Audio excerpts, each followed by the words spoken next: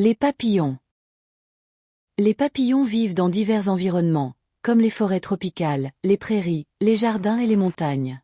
Leur habitat dépend des plantes hôtes nécessaires à la reproduction des larves. Les adultes se nourrissent de nectar, et certaines espèces préfèrent les milieux ouverts, tandis que d'autres vivent dans des forêts ou des zones humides.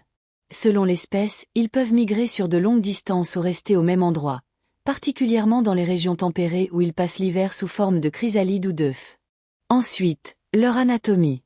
L'anatomie d'un papillon se compose de 3 parties principales: la tête, le thorax et l'abdomen. La tête comprend les yeux composés, les antennes pour la détection des odeurs et la navigation, ainsi que la proboscis, trompe, utilisée pour aspirer le nectar des fleurs. Le thorax porte les ailes et les pattes. Les ailes, couvertes d'écailles colorées, permettent le vol, et leur mouvement est contrôlé par des muscles attachés au thorax.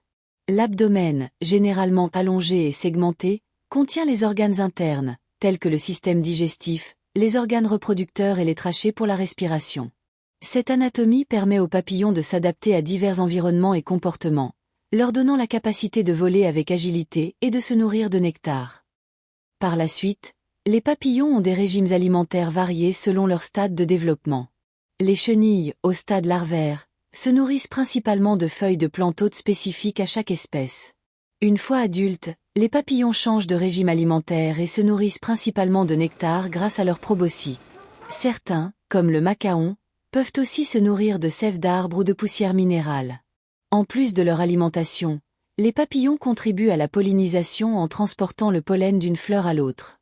Pour finir, les papillons jouent plusieurs rôles importants pour l'environnement et indirectement, pour les humains. Comme mentionné précédemment, ils sont d'excellents pollinisateurs. En se nourrissant de nectar, ils transportent le pollen d'une plante à l'autre, facilitant ainsi la fertilisation et la reproduction des plantes, essentielles à la production de fruits, légumes et plantes à fleurs. De plus, les papillons servent d'indicateurs biologiques de la santé des écosystèmes, car leur présence et leur diversité reflètent la qualité de l'air, de l'eau et des sols.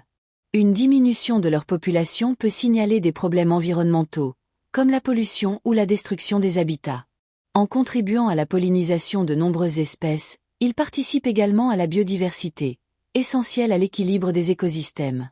Enfin, leur beauté et leur intérêt suscitent la curiosité, en particulier chez les enfants, et ils sont utilisés dans des programmes éducatifs visant à sensibiliser à la protection de l'environnement et à la conservation des espèces menacées.